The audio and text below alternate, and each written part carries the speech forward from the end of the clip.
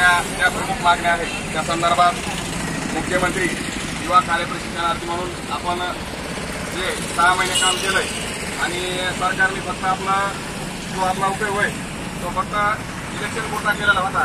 आणि जे आपल्या राज्याचे उपमुख्यमंत्री आहेत माननीय एकनाथ शिंदे साहेब यांनी असं आश्वस्त केलं होतं की ज्या ठिकाणी तुम्ही प्रशिक्षण घेता प्रशिक्षण पूर्ण झाल्याच्या नंतर तुम्हाला कायमस्वरूपी त्या ठिकाणी रुजू केलं जाईल। परंतु आता जे सरकार आपल्यासोबत डावपेच करण्याचा प्रयत्न करत आहे। जर आमच्या मागण्या ज्या आहेत त्या पूर्ण जर नाही केल्या तर आम्ही आता सध्या हे आंदोलन केलेलं आहे। त्याच्यानंतर जे पुढचं पाऊल असेल याच्यापेक्षा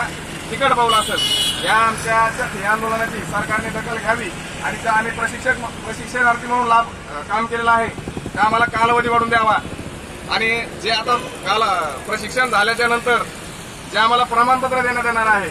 खरं तर त्या गोष्टीची खंत आहे। प्रशिक्षण झाल्या